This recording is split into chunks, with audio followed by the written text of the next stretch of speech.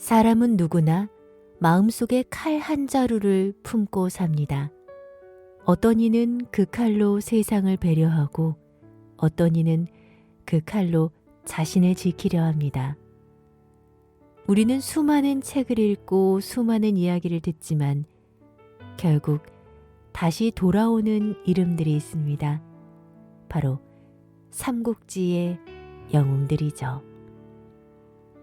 천년이 넘는 시간 동안 왜 수억 명의 인구는 이 고리타분해 보이는 옛 이야기에 열광했을까요? 그것은 삼국지가 단순히 전쟁 기록이 아니라 인간이 가질 수 있는 모든 욕망과 고독, 우정과 배신, 그리고 거대한 운명 앞에 선 인간의 미약함을 가장 적나라하게 보여주기 때문입니다. 오늘 여러분과 함께 떠날 여정은 길고도 험난할 것입니다. 하지만 그 끝에서 우리는 각자의 마음속에 품은 칼을 어떻게 써야 할지, 그리고 결국 아무것도 남지 않은 인생에서 무엇을 붙잡아야 할지 깨닫게 될 것입니다. 이제 그 장엄한 서막을 알리는 시 한 구절로 시작하려 합니다. 곤곤장강 동서수. 도도히 흐르는 저 장강의 물줄기는 쉼없이 동쪽으로 흘러가고, 낭화도진 영웅. 하얗게 부서지는 파도 속에 기계를 떨치던 영웅들은 흔적도 없이 사라졌네. 여기서 도라는 글자를 주목해 봅니다. 일렁이는 물결에 씻겨 내려간다는 뜻인데요. 조조의 기세등등한 웃음도, 제갈량의 신묘한 계책도 장강의 물결 앞에서는 그저 씻겨 내려가는 모래 아래 불과했습니다. 12성패 전두공. 옳고 그름을 따지고 이기고 지는 성패를 논한들 고개를 돌려보니 모두가 헛된 꿈이로다. 우리는 오늘 하루도 누군가와 시비를 가리고 어제보다 더 나은 성취를 위해 스스로를 몰아세웠을지도 모릅니다. 하지만 역사의 거대한 수레바퀴 앞에서 나의 승리는 찰나의 불꽃에 지나지 않습니다. 삼국지의 수많은 영웅이 피를 흘리며 쟁취하려 했던 천하라는 것도 결국은 주인이 바뀌고 또 바뀌다 먼지가 되어 흩어지는 꿈결 같은 것이었습니다. 청산의구제. 푸른 산은 예나 지금이나 변함없이 그 자리에 서 있건만 기도 석양홍, 저물어가는 저녁 노을은 대체 몇 번이나 이 대지를 붉게 물들였던가. 영웅들은 사라졌지만 자연은 무심합니다. 청산은 조조의 야망을 기억하지 않고 노을은 유비의 눈물을 닦아주지 않습니다. 그저 묵묵히 제 자리를 지킬 뿐입니다. 이 시를 쓴 양씨는 운명의 가혹함과 인생의 덧없음을 이토록 아름답고도 서늘하게 그려냈습니다. 그렇다면 질문이 생깁니다. 어차피 모든 것이 헛되고 강물에 씻겨 내려갈 것인데 우리는 왜 이토록 치열하게 살아야 하는 걸까요? 왜 영웅들은 끝이 보이지 않는 사투를 벌였던 것일까요? 그 답은 이어지는 구절에 있습니다. 백발어초 강저상. 강가에서 고기를 잡고 나무를 베는 백발의 노인들은 관간 추월 춘풍, 가을달과 봄바람을 그저 덤덤하게 바라보네.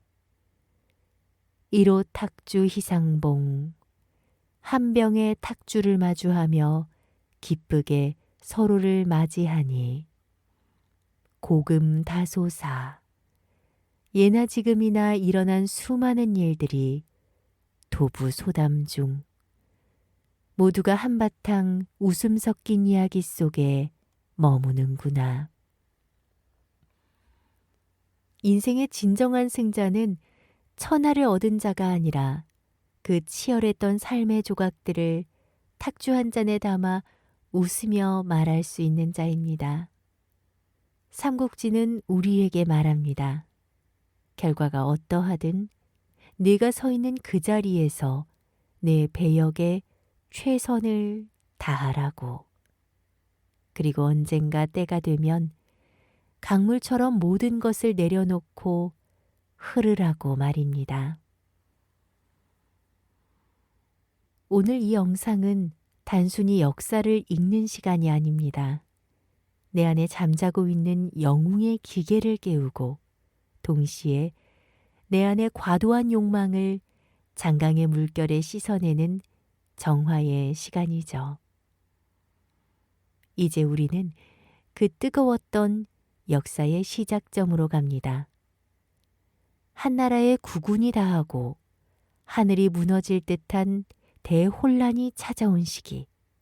그 속에서 의라는 이름 아래 세 남자가 운명적으로 만납니다. 다음 장, 도원결이 무너진 시대 우리라는 희망에서 그 위대한 만남의 현장으로 함께 가시죠.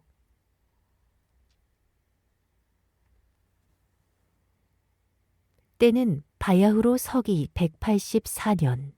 한나라의 국운은 기울 대로 기울어 땅의 기운은 쇠하고 사람의 마음은 흉흉하기 이를 데 없었습니다. 하늘은 누런 먼지로 뒤덮였고 굶주림에 지친 백성들은 머리에 황건을 두르고 스스로 도적이 되었죠.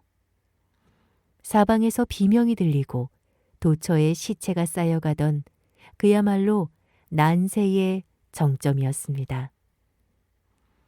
이 아비규환의 세상에서 사람들은 묻고 있었습니다. 과연 이 땅에 희망은 남아 있는가?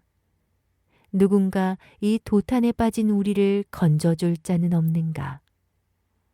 하지만 조정의 관리들은 제 입속 챙기기에 바빴고 영웅이라 자처하는 이들은 제 땅 넓히기에만 혈안이 되어 있었습니다.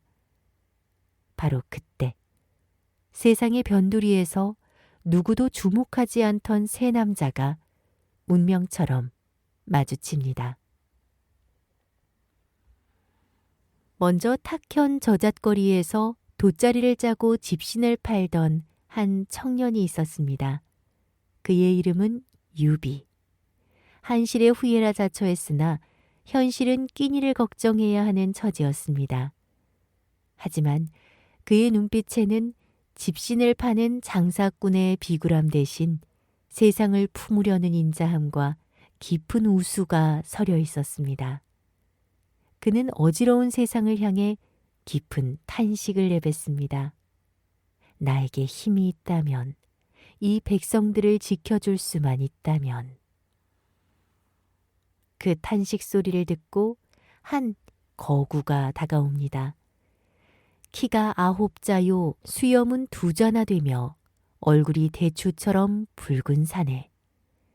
그는 죄를 짓고 쫓겨다니던 도망자 관우였습니다. 그는 무력보다 의리를 중시하는 사내였고 그의 청룡 언얼도는 이미 난세를 베어낼 준비를 마친 상태였습니다. 여기에 벼락 같은 목소리의 주인공, 고리 눈에 호랑이 수염을 한 저잣거리의 백정 장비가 합세합니다. 어찌 대장부가 탄식만 하고 있는가? 내 재산을 다 털어서라도 당신들과 함께 세상을 바로잡겠소. 비천한 집신장수, 쫓기는 신세의 도망자, 그리고 거친 백정. 세상의 눈으로 보면 그저 보잘것없는 밑바닥 인생들이었지만 그들의 가슴 속에는 그 어떤 황제보다도 뜨거운 불꽃이 타오르고 있었습니다. 장비의 집 뒤편, 분홍빛 복숭아꽃이 흐드러지게 핀 화원에서 그들은 제단을 차리고 하늘에 절을 올립니다. 이것이 바로 우리가 수천 년간 기려온 도원결의의 순간입니다. 우리가 비록 성씨는 다르나 이미 의를 맺어 형제가 되었으니. 그들의 맹세는 단순했습니다. 태어난 날은 다르지만 죽는 날은 한날 한시이기를 바란다는 것.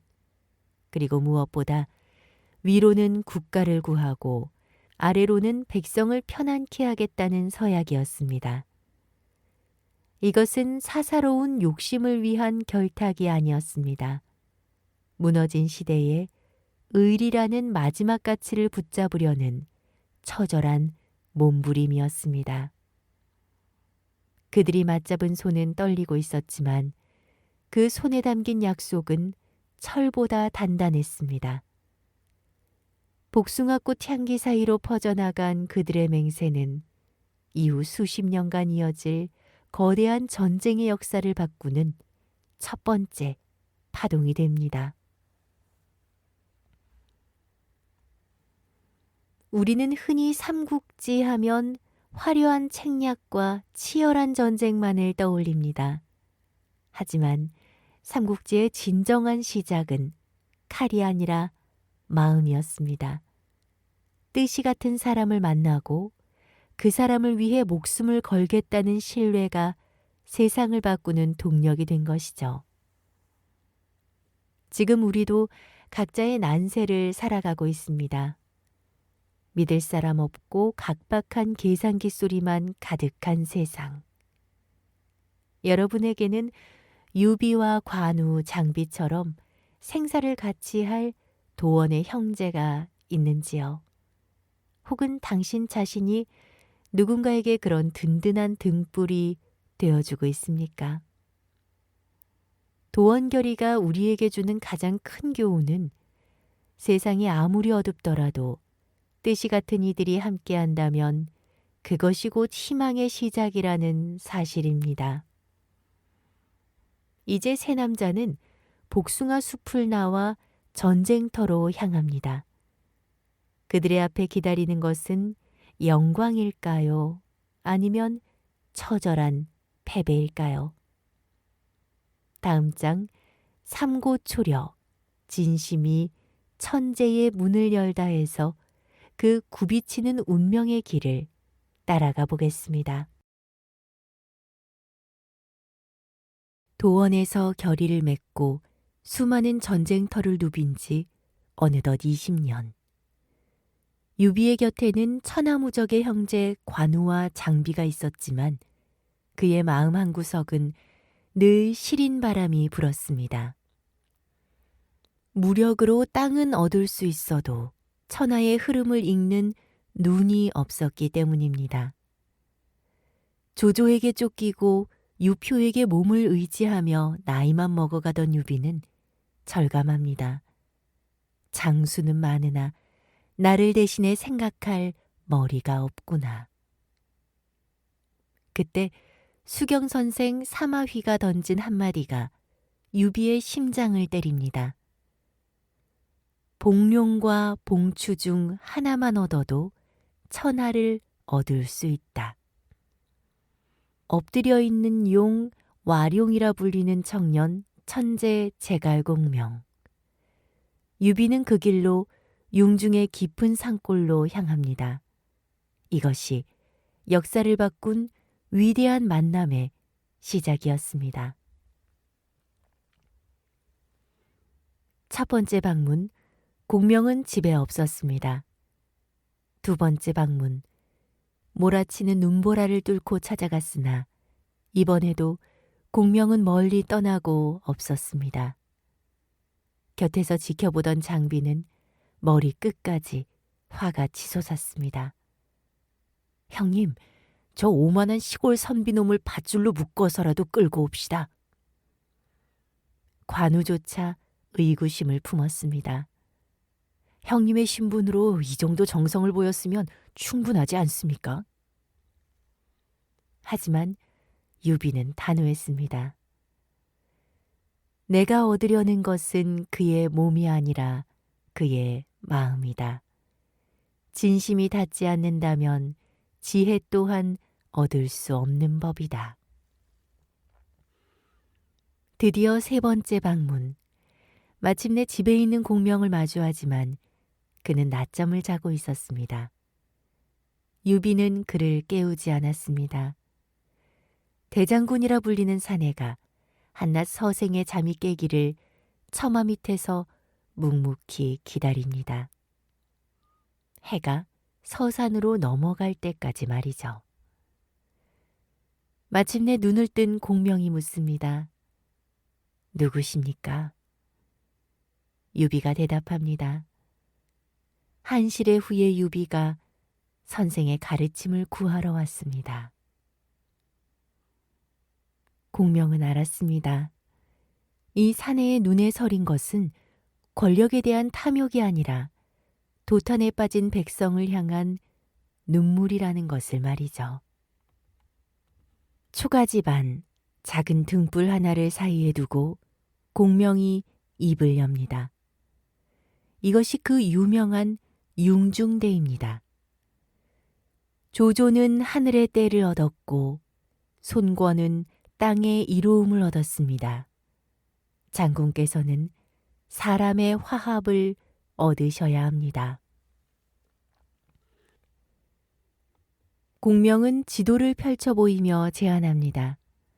천하를 셋으로 나누어 조조와 손권을 견제하고 형주와 익주를 근거지로 삼아 한나라의 부흥을 꾀하라는 원대한 설계도였습니다. 유비는 눈앞이 환해지는 기분이었습니다. 20년 동안 어둠 속을 헤매던 사내가 드디어 등불을 찾은 것이죠. 공명은 유비의 진심에 감복해 산을 내려가기로 결심합니다. 장군의 정성이 저를 감동하게 하였으니 이 미천한 몸이 견마지로를 다하겠습니다. 훗날 유비는 공명을 얻은 것을 두고 이렇게 말합니다. 나에게 공명이 있는 것은 물고기에게 물이 있는 것과 같다. 삼고초려는 우리에게 묻습니다. 당신은 누군가의 마음을 얻기 위해 얼마나 자신을 낮추어 보았는가? 오늘날 우리는 너무나 쉽게 사람을 얻고 또 쉽게 사람을 버립니다. 인재를 찾으면서도 그 인재를 대하는 예우는 기술로만 처리하려 하죠. 하지만 삼국지의 가장 아름다운 장면은 칼싸움이 아니라 이 처마 밑에 기다림이었습니다. 유비의 인내가 없었다면 제갈량이라는 천재는 역사 속에 묻혔을 것입니다. 제갈량의 지혜가 없었다면 유비의 꿈은 한낱 신기루로 끝났을 것입니다. 당신이 지금 누군가에게 진심을 다하고 있다면 그 기다림을 헛되다 생각하지 마십시오. 당신의 낮잠을 기다려줄 사람, 혹은 당신이 기꺼이 기다려줄 그 한 사람을 만나는 것, 그것이 난세를 살아가는 우리에게 필요한 가장 강력한 무기일지도 모릅니다. 이제 공명을 얻은 유비의 칼날은 어디로 향할까요? 다음 장에서 유비의 숙적, 조조, 그 영웅의 또 다른 진심을 만나보겠습니다. 역사는 조조를 난세의 간웅이라 부릅니다. 잔인하고 의심 많으며 자신의 목적을 위해서라면 천하를 등질지언정 천하가 자신을 등지게 하지 않겠다고 호언장언했던 인물. 하지만 그 차가운 갑옷 속에는 누구보다 뜨거운 문학적 감수성과 사람을 향한 지독한 목마름을 가진 한 사내가 살고 있었습니다. 서기 208년 겨울, 적벽에 강바람이 불어오기 전야 조조는 100만 대군을 거느리고 장강 위에 떠있는 거대한 배 위에서 연회를 엽니다. 서쪽으로는 하구를 바라보고 동쪽으로는 시문을 살피며 보름달이 뜬 밤 창을 비껴들고 시를 읊조립니다. 그것이 바로 천년의 절창 단가행입니다. 대주단가 인생 기하, 술을 마주하고 노래하노니 인생이 길어야 그 얼마나 되겠는가. 비여조로 거일고다. 비유하자면 아침 이슬 같으니 지나간 날들엔 고난도 많았구나. 조조는 알고 있었습니다. 천하의 절반을 손에 넣었어도 시간이라는 거대한 강물 앞에서는 자신 또한 찰나를 살다가는 이슬에 불과하다는 것을요. 그래서 그는 더욱 조급했는지도 모릅니다. 그 짧은 생에 자신의 꿈을 완성해 줄 사람이 너무나 간절했습니다. 유유롱명 식야지평, 우하고 우는 사슴떼는 들판에 쑥을 뜯어먹는구나. 아유갑인 곳을 취생, 나에게 귀한 손님이 오신다면 검은고를 타고 생황을 불어 맞이하리라. 사슴은 먹이를 발견하면 혼자 먹지 않고 소리를 내어 동료를 부른다고 합니다. 조조는 자신을 그 사슴에 비유합니다. 내게는 천하를 다스릴 먹이가 충분하니 재능 있는 자들이여 제발 내게로 오라. 내가 음악을 연주하며 극진히 대접하겠다. 조조의 인재 등용 방식은 파격적이었습니다. 과거를 묻지 않고 오직 실력만 보았습니다.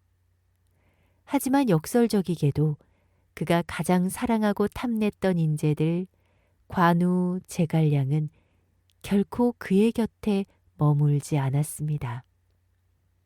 가지지 못한 것에 대한 갈망, 그것이 영웅 조조를 지탱하는 힘이자 동시에 그를 괴롭히는 갈증이었습니다. 조조는 인재가 왔다는 소식을 들으면 감던 머리를 움켜쥐고 뛰어나갔고 먹던 음식을 뱉어내고 손님을 맞이했습니다. 그는 완벽한 도덕군자를 찾지 않았습니다. 비록 천한 자라도 비난받는 자라도 세상을 바로잡을 한 칼이 있다면 기꺼이 무릎을 맞댔습니다. 산불염고 수불염심, 산은 높음을 마다하지 않고 바다는 깊음을 마다하지 않네. 주공토포 천하귀심, 주공처럼 먹던 음식 뱉어가며 인재를 맞이하니 천하의 마음이 내게로 돌아오리라. 이 노래 속에는 조조의 야망과 초조함이 동시에 서려 있습니다. 그는 자신을 바다에 비유합니다. 온갖 더러운 물과 맑은 물을 가리지 않고 다 받아들여 거대한 깊이를 만들겠다는 포부입니다. 유비가 진심이라는 낚싯줄로 인재를 한 명씩 건져 올렸다면 조조는 거대한 그물로 천하의 재능을 쓸어 담으려 했습니다. 조조의 단가행은 우리에게 묻습니다. 당신은 무엇을 위해 그토록 치열하게 사람을 찾고 무언가를 갈구하며 살고 있는가? 조조는 악인으로 기억되기를 두려워하지 않았습니다. 다만 재능 있는 자를 얻지 못해 자신의 꿈이 멈추는 것을 가장 두려워했습니다. 비록 그의 방식이 거칠고 오만했을지 몰라도 그가 가졌던 인재에 대한 예우와 시간에 대한 절박함은 오늘을 사는 우리에게도 큰 울림을 줍니다. 보름달 아래서 노래하던 영웅 조조. 그가 백만대군을 거느리고 장강을 덮었을 때 그는 승리를 확신했을까요? 아니면 불길한 예감에 시달렸을까요? 이제 운명의 시간은 다가옵니다. 조조의 야망과 유비의 인내가 장강 위에서 거대한 불꽃으로 충돌하는 순간. 다음 장에서 삼국지 역사상 가장 뜨거웠던 그 밤으로 달려가 보겠습니다. 서기 208년 겨울. 장강은 숨을 죽이고 있었습니다. 북쪽에서 내려온 조조의 백만대군이 강북에 진을 쳤고 그 거대한 기세에 눌린 강남의 손권과 유비는 풍전등화의 위기에 처했습니다.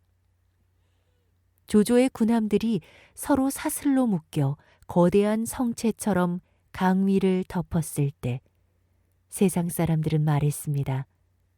이제 끝났다. 천하는 조조의 손에 들어갔다. 하지만 절망의 끝에서 역전의 불꽃을 피우는 이들이 있습니다. 바로 제갈공명과 주유입니다. 그들은 알고 있었습니다. 아무리 거대한 함선도 아무리 강한 군대도 자연의 이치와 인간의 심리를 꿰뚫는 한 수 앞에서는 무력해질 수 있다는 사실을 말이죠. 당시 조조의 수군을 격파할 유일한 방법은 불을 이용한 공격, 화공뿐이었습니다. 그러나 결정적인 문제가 있었습니다. 때는 겨울, 바람은 북서풍만 불고 있었습니다. 불을 붙여도 그 불길은 오히려 유비와 손권의 진영으로 되돌아올 판이었습니다. 남동풍이 불지 않는다면 모든 계획은 자살행위였습니다. 이때 제갈공명이 나섭니다. 남병산에 칠성단을 쌓고 머리를 풀어 헤친 채 하늘에 기도를 올립니다. 사람들은 비웃었습니다. 인간이 어떻게 바람의 방향을 바꾼단 말인가. 하지만 공명은 비웃음을 뒤로하고 우주의 섭리를 읽고 있었습니다. 밤이 깊어지자 거짓말처럼 깃발의 끝이 흔들리기 시작합니다. 북풍이 잦아들고 강 건너에서 따뜻하고 습한 기운이 밀려옵니다. 마침내 거대한 남동풍이 장강을 뒤덮었습니다. 이것은 기적이었을까요? 아니면 하늘의 흐름을 읽은 치밀한 계산이었을까요? 공명은 말합니다. 운명은 기다리는 자가 아니라 흐름을 읽고 스스로 움직이는 자의 편이다. 불을 놓아라. 주유의 명령이 떨어지기 무섭게 기름을 가득 실은 화선들이 조조의 함대를 향해 돌진합니다. 남동풍을 등에 업은 불길은 순식간에 조조의 군함들을 집어삼켰습니다. 서로 쇠사슬로 묶여 피할 길조차 없던 백만대군에게 장강은 거대한 무덤이 되었습니다. 강물은 붉은 불꽃에 반사되어 피빛으로 물들었고 비명과 함성은 밤하늘을 찢어 놓았습니다. 천하를 다 얻은 듯 거만하게 술잔을 기울이던 조조는 비참한 패배자가 되어 목숨을 구걸하며 도망쳐야 했습니다. 단 하룻밤의 불꽃이 역사의 물줄기를 완전히 바꿔버린 것입니다. 이것이 바로 고금의 빛나는 이름, 적벽대전입니다. 적벽대전은 우리에게 위대한 통찰을 던져줍니다. 우리가 마주한 시련이 아무리 백만대군처럼 압도적이라 할지라도 그 거대한 벽을 무너뜨릴 결정적인 동풍은 반드시 존재한다는 사실입니다. 하지만 그 바람은 그냥 오지 않습니다. 바람이 불어올 때를 기다리는 인내와 바람이 불었을 때 주저없이 불길을 던지는 결단력, 그리고 무엇보다 보이지 않는 흐름을 읽어내는 지혜가 만났을 때 비로소 기적이 일어납니다. 지금 당신의 삶에 차가운 북풍이 불고 있습니까? 그래서 모든 것이 끝났다고 포기하고 싶으신가요? 기억하십시오. 제갈공명이 남병산에서 부른 바람은 사실 그의 마음 속에서 먼저 시작됐습니다. 포기하지 않는 마음이 하늘을 움직이고 세상을 바꿉니다. 적벽의 불길은 꺼졌지만 그 밤의 교훈은 여전히 흐르는 장강물에 실려 우리에게 전해지고 있습니다.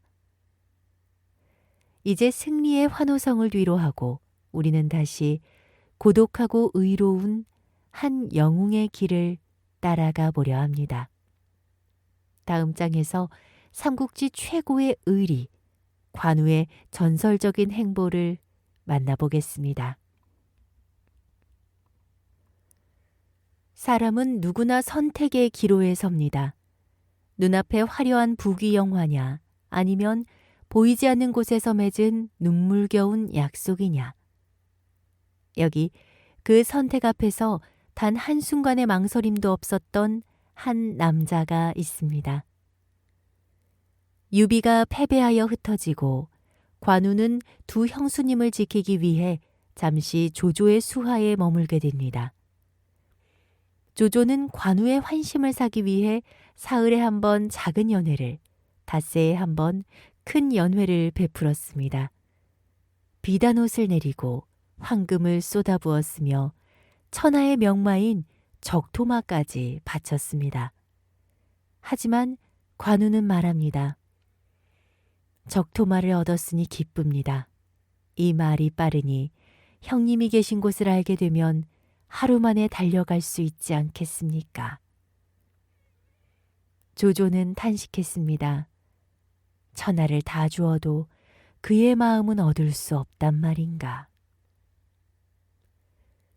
드디어 유비의 소식을 들은 관우. 그는 조조가 준 모든 황금을 창고에 쌓아 봉하고 받은 관인을 기둥에 걸어둔 채 길을 떠납니다. 오직 두 형수님이 탄 수레 한 대를 앞세우고 청룡 언얼도를 손에 쥔 채 말입니다. 하지만 그 길은 죽음의 길이었습니다. 조조의 허락 없이 통행증이 없다는 이유로 가로막는 5개의 관문과 그곳을 지키는 6명의 장수가 관우의 앞길을 막아섰습니다. 통행증이 없으면 지나갈 수 없다. 동령관의 공수, 낙양의 한복, 기수관의 변희. 그들은 저마다의 병기로 관우를 위협했습니다. 하지만 관우의 눈에는 오직 형님이 계신 북쪽 하늘뿐이었습니다. 관우는 말 위에서 단 한마디 내뱉습니다. 나를 막는 자는 적이요. 나를 비켜서는 자는 벗이다. 청룡 언월도가 허공을 가릴 때마다 관문은 열렸고 적장의 목은 떨어졌습니다. 혼자서 수천의 군사를 뚫고 밤낮을 가리지 않고 달리는 고독한 진군. 그것은 전쟁이라기보다 신념을 증명하기 위한 하나의 거대한 의식이었습니다. 왜 관우는 그토록 험난한 길을 택했을까요? 조조 곁에 남았다면 평생 부귀와 영화를 누렸을 것입니다. 하지만 관우에게 의란 목숨보다 무거운 것이었습니다. 도원에서 맺은 약속은 형편이 좋을 때만 지키는 계약이 아니라 세상이 뒤집혀도 변하지 않는 영혼의 책임이었기 때문입니다. 관우는 오관을 지날 때마다 칼을 씻으며 생각했을 것입니다. 내가 오늘 흘린 피는 형님께 가는 길을 적시는 이슬일 뿐이다. 조조조차 그의 뒷모습을 보며 병사들에게 명령합니다. 그를 쫓지 마라. 각기 제 주인을 섬기는 법이니 그의 의리는 천하의 귀감이다. 적의 우두머리조차 고개를 숙이게 만드는 힘, 그것이 바로 관우가 가진 진정한 기계였습니다. 관우의 오관 참육장은 오늘날 우리에게 묻습니다. 당신에게는 모든 이익을 뒤로하고 달려갈 만한 북쪽 하늘이 있습니까? 우리는 너무나 쉽게 변명합니다. 상황이 이래서, 세상이 변해서, 먹고 살기 힘들어서. 그래서 소중했던 약속을 버리곤 하죠. 하지만 관우는 보여주었습니다. 사람이 사람답게 살 수 있는 힘은 화려한 비단옷이 아니라 끝까지 지켜낸 나 자신의 이름값에서 나온다는 사실을 말이죠. 지금까지 당신의 길을 가로막는 관문은 무엇이었습니까? 그 관문 앞에서 당신은 돌아설 것입니까? 아니면 청룡 언월도를 고쳐쥐고 정면으로 돌파할 것입니까? 의로운 영웅의 발걸음은 이제 형제와의 눈물겨운 재회로 이어집니다. 하지만 역사의 수레바퀴는 멈추지 않습니다. 이제 우리는 가장 찬란했던 별이 지는 순간을 향해 갑니다. 다음 장에서 제갈공명의 마지막 고독한 싸움을 지켜보시죠. 서기 234년 가을, 위나라와 총나라의 운명이 맞붙은 오정원의 들판에는 차가운 바람이 불고 있었습니다. 유비가 세상을 떠난 지 11년. 제갈공명은 주군과의 약속, 즉 한실부흥이라는 불가능해 보이는 꿈을 어깨에 짊어진 채 6번이나 산맥을 넘었습니다. 하지만 세월은 야속했습니다. 천하의 흐름을 읽던 명제상의 몸은 이미 촛불처럼 타들어가고 있었고, 그를 막는 숙적 사마의는 굳게 문을 걸어 잠근 채 시간만을 죽이고 있었습니다. 공명은 알고 있었습니다. 자신에게 남은 시간이 얼마 되지 않는다는 것을. 그리고 자신이 쓰러지면 이 위태로운 나라를 지탱할 기둥이 사라질 것이라는 사실을 말입니다. 제갈공명은 마지막 힘을 다해 등불을 밝히고 하늘에 기도를 올립니다. 자신의 명을 7일만 더 연장해달라는 간절한 비름이었습니다. 하지만 운명의 신은 비정했습니다.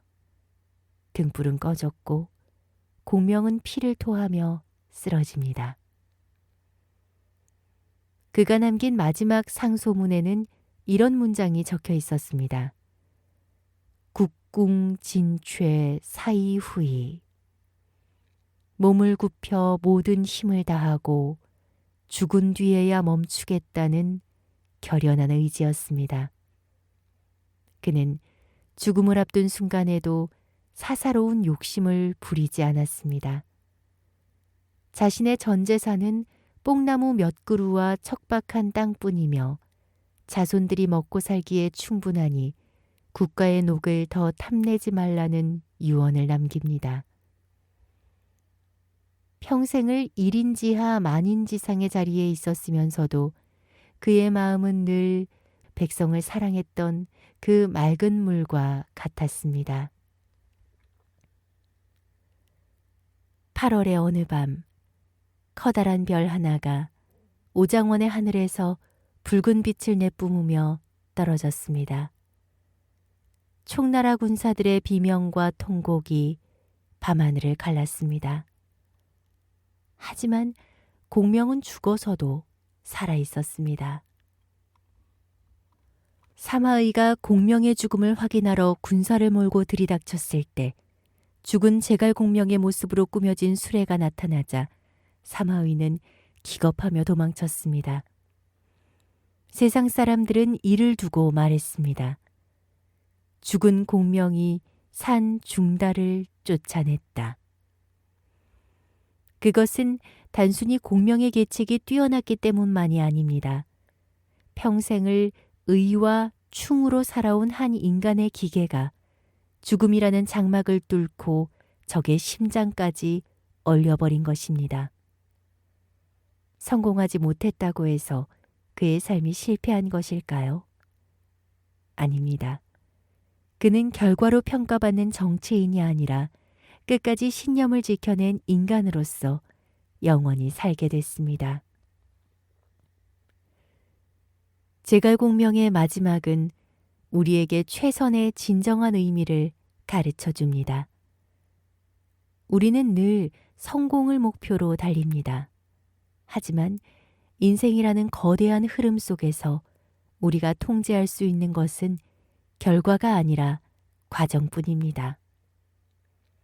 하늘이 돕지 않아 꿈을 이루지 못했을 때 우리는 세상을 원망하며 주저앉곤 합니다. 하지만 공명은 무너지지 않았습니다.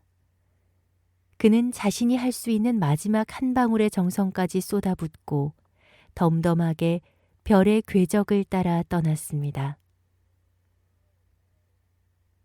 지금 당신이 지고 있는 짐이 너무 무거워 내려놓고 싶으신가요?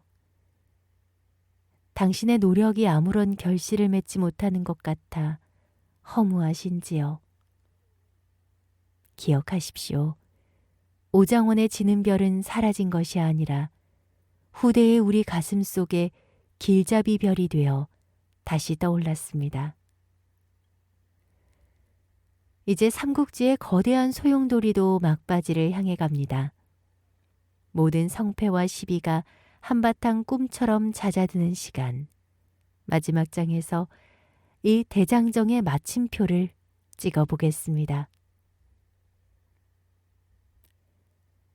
영웅들의 호령 소리가 잦아들었습니다. 말발굽이 일으키던 자욱한 먼지도 가라앉았습니다. 제갈공명이 떠나고 그 뒤를 이어 강유와 사마의 그리고 수많은 장수들이 각자의 운명을 다하고 역사의 뒤안길로 사라졌습니다. 천하를 셋으로 나누어 호령하던 위, 촉, 오 세 나라는 결국 하나로 합쳐졌습니다. 하지만 그 주인이 누구인가 하는 것은 이제 중요하지 않습니다. 화려했던 궁궐도 치열했던 성벽도 시간이라는 비바람 앞에 무너지고 씻겨 내려갔기 때문입니다.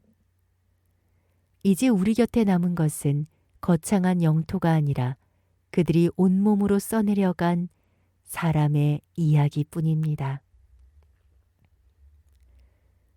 삼국지를 읽고 나면 사람들은 묻습니다. 결국 사마씨의 진나라가 천하를 얻었다면 유비의 인내와 조조의 야망, 제갈량의 충절은 다 헛된 것이 아니었는가? 라고 말이죠. 하지만 역사는 숫자로만 기록되는 것이 아닙니다. 만약 승자만이 의미가 있다면 우리는 왜 1800년이 지난 지금까지 패배하여 죽어간 제갈량을 기리고 도망자였던 유비를 그리워하며 비극적인 최후를 맞이한 관우에게 감동하는 걸까요? 그것은 우리 인간의 마음 속에는 결과보다 소중한 과정의 가치가 살아있기 때문입니다. 천하는 잠시 누군가에게 빌려 쓰는 땅일 뿐이지만 그들이 보여준 의리, 지혜, 용기는 대대손손 이어지는 정신의 영토가 되었습니다. 승패는 찰나였으나 그들이 남긴 향기는 영원히 남았습니다. 이것이 바로 12성패 전두공이라는 말 뒤에 숨겨진 진짜 의미입니다. 다시 처음의 19절로 돌아가 봅니다. 1호 탁주 희상봉 한 병의 탁주를 마주하며 기쁘게 서로를 맞이하니 고금다소사. 예나 지금이나 일어난 수많은 일들이 도부소담 중 모두가 한바탕 웃음 섞인 이야기 속에 머무는구나. 긴 여정을 함께 해주신 여러분, 결국 인생이라는 것은 한바탕의 연극이자 강가에 앉아 나누는 이야기와 같습니다.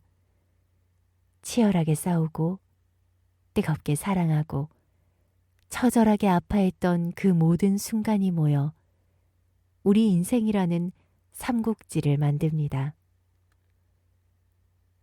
지금 당신이 겪고 있는 고통도, 당신이 이룬 작은 성취도 언젠가는 누군가의 술안주가 되어 웃음 섞인 이야기로 남을 것입니다.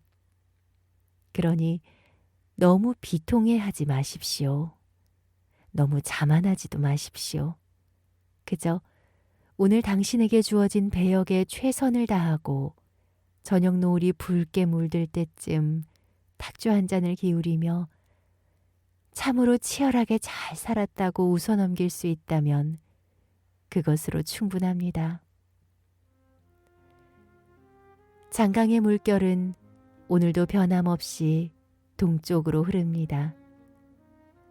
유비가 보았던 그 물결이고 조조가 노래했던 그 달빛입니다. 우리는 잠시 이 강가에 머물다 가지만 우리가 남긴 따뜻한 진심 하나는 뒷사람의 길을 밝히는 작은 등불이 될 것입니다. 이제 삼국지의 대장정을 마칩니다. 눈을 감으셨는지요? 영웅들의 함성 대신 고요한 강물의 소리에 귀를 기울여 보십시오. 그 깊은 물소리가 당신의 고단한 하루를 씻어내고 평온한 안식으로 인도할 것입니다. 인생은 짧고 역사는 길며 당신의 이야기는 아름답습니다. 편안한 밤 되세요.